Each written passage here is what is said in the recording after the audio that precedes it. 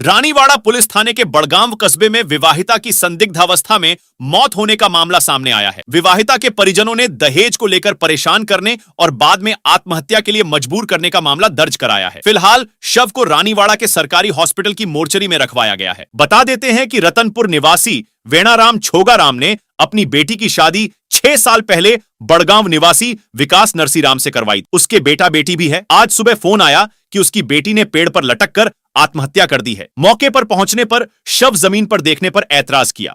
जब तक दोषी आरोपियों की गिरफ्तारी नहीं होती तब तक पोस्टमार्टम नहीं कराने की बात कही। एसएचओ देवीदान मामले की जांच कर रहे हैं। पीएम बोर्ड के द्वारा गुरुवार सुबह किया जाएगा। अभी तक कोई प्रकार की गिरफ्तारी नहीं हुई है। रानीवाड़ा तहसील के बड़गांव कस्बे में आज एक महिला का संदिग्ध हालात में शव मिलने के बाद में पीहर पक्ष के लोग पुलिस थाना पहुंचे हैं। बड़ी संख्या में यहाँ लोग उपस्थित हैं। महिला के पीहर पक्ष के लोग हैं और वो जो ससुराल पक्ष के लोग हैं उनके खिलाफ कार्रवाई की मांग कर रहे हैं। अब क्या पूरी घटना है वो जानते हैं उनसे। क्या नाम है आपका और जो मृतक महिला है उनका नाम बताइए और पूरा क्या मामला था वो बताइए। मेरा नाम दिनेश कुमार है। मैं रतनपुर का हूँ। मेरे कुटुंब में भतीजी लगती है, उसका नाम पुष्पा है। उषा? हाँ, और वो घर पे उषा कहते हैं। हाँ, तो क्या हुआ था? अब मैं मतलब सूचना रात को फ़ोन कॉल से उनके पिताजी के पास में फ़ोन आया था। रात को करीबन 1 बजे फ़ोन आया था। तो उनको बताया कि आपकी लड़की ने मतलब आत्महत्या कर दी है। आत्महत्या कर दी है। तो फिर उन्होंने कहा कि आप अकेले आ जाओ। उन्होंने कहा अकेला नहीं आऊँगा मैं, मेरे पूरे परिवार वाले कुटुंब वालों को लेकर सुबह आऊँगा। तो उन्होंने कहा नहीं अकेले आ जाओ। फिर हम सब सुबह इकट्ठे हुए और 9:30 बजे वहाँ पर पहुँचे। पहुँचने के बाद में हम वहाँ गेट के पास में गए तो कहा कि बच्ची कहाँ है। तो बच्ची उन्होंने वहाँ के मौजूद लोगों ने बताया कि बच्ची को तो उतार दिया है। तो मैंने उनको पूछा कि किसने उतारी। तो कहा उन्होंने कि ये बच्ची यहाँ रात को बुलाया गया, जो रिटायर्ड थानेदार है उनका नाम नरसीराम हेमा जी है, रूपावटी के निवासी है।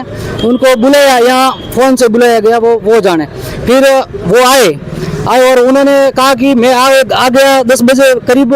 आने के बाद में मैं सो गया, रात भर सोता रहा, 3 बजे तक सोया। फिर 3 बजे मेरे को उन्होंने घर वालों ने जगाया कि अब जाग जाओ, सुबह हो गई है तो के लोग देखेंगे तो के बच्ची लटक रही है तो हमें शर्मिंदा होना पड़ेगा। इसलिए मैंने उस लाश को उठाकर घर के अंदर रख दी। फिर हम गए और हमने कहा कि हमारी बच्ची कहाँ है, कहाँ लटकी हुई है, कैसे मरी, देखना चाहते हैं। देखने के लिए हम हुए आगे जाने के लिए। तो वहाँ एक उनका पड़ोसी कोई माली समाज से एक युवक आया, वो कुछ सच्चाई बयां करना चाहता था। तो उसको उन्होंने मार पीट करके वहाँ से भगा दिया। और हम वहाँ जाने के लिए हमारे बुजुर्ग गए तो उनको धक्का मुक्की की। हमें भी उन्होंने कहा अभी यहाँ से भाग जाओ, नहीं तो कि हम आपको भी अभी मारेंगे, हमें भगा दो। फिर वहाँ पुलिस और पुलिस के जो जवान पहले से उन्होंने मौजूद कर लिए थे। जब तक हमने अभी तक कोई रिपोर्ट दर्ज नहीं करवाई है। ये है बात। अभी आपने रिपोर्ट दर्ज? अभी हमने रिपोर्ट दर्ज कराई है जस्ट। कैसी रिपोर्ट, कितने व्यक्तियों का आपने नाम लिखे? रिपोर्ट हमने कोई देखा नहीं है, कोई लड़की है या मारी है, पर हमने उनके परिवार वालों के जो ये शादी करीबन 6 साल हो गए। 6 साल से शादी के जो परेशान होती रहती थी और आटा साटा की प्रथा के अंदर उनको मतलब आती थी। तो हमारे भाई और उनके मम्मी और ये समझा कर भेज देते कि बच्ची अपने आटा साटा है, अभी थोड़े दिन बाद में ठीक हो जाएगा। वो उनका पति था, वो शराबी प्रवृत्ति का था, बार बार उसको परेशान करता था, टॉर्चर करता रहता था। अब उनके साथ में मारपीट हुई, आत्महत्या की हो या उनको मार के लटकाया हो, वो जाने और उनका काम है। जो मृतका है उनके 2 बच्चे हैं? जी हाँ, 2 बच्चे हैं, एक लड़की एक लड़का है। आपकी क्या मांग है और किस तरह से पूरी घटना घटी? मैं आपसे निवेदन करता हूँ कि उषा कुमारी मेरे सगे भाई की बहन है, बेटी है और वो 6 साल से ससुराल आती थी।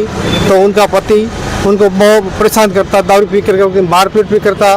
तो बच्ची घर पर आती तो मेरे भाई की पत्नी और भाई समझा करके वहाँ भेज देते थे, क्योंकि आपस का रिश्ता था। दोनों भाई बहन एक ही घर में ब्याहे हुए थे।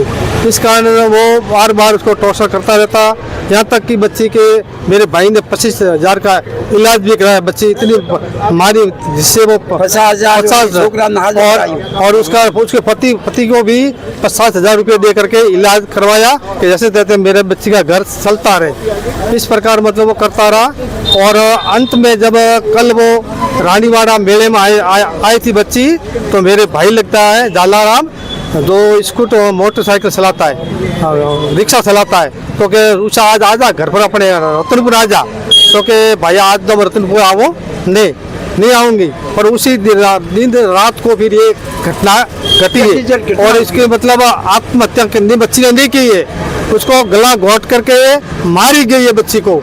और ये आत्महत्या का तो झूठा ढोंग रच रहे। अब आपकी क्या मांग है? मेरी मांग है कि कोई भी मतलब घटना घटित होती है तो सबसे पहले उस गांव का जो सरपंच होता है, पटवारी होता है, ग्राम सेवक होता है, संबंधित SDM, संबंधित तहसीलदार, संबंधित थाना अधिकारी, उनको बुलाया जाता है और उनके आने के बाद ही वो सब नीचे उतारा जाता है। मतलब ये इसमें मुझे पूरा का पूरा संदेह है कि उन्होंने मारी है इसलिए उन्होंने उतार ली। और नरसिंह भी मेरे संबंधी है, उनका पिताजी का नियाल मेरे घर में है नरसिंह जी के, और नरसिंह जी ने उनको साथ दिया है तो भले साथ दिया है, लेकिन मैं निष्पक्ष न्याय चाहता हूँ। नरसिंह कौन है? नरसिंह पूर्व CI, पूर्व CI है, मेघवाल है, रूपावटी खुर कल्ला का है, जो हमारे उनके पिताजी में हमारे भाणेज है। अभी पोस्टमार्टम के लिए पोस्टमार्टम तो साहब उसको लाओ या उसको आदमी को बुलाओ, उसको बुला करके उनको बयान लो नरसिंह जी के और उसके पति के भी लो और ससुर के भी लो। ये काम पहले को तभी मतलब पोस्टमार्टम हम करवाएंगे।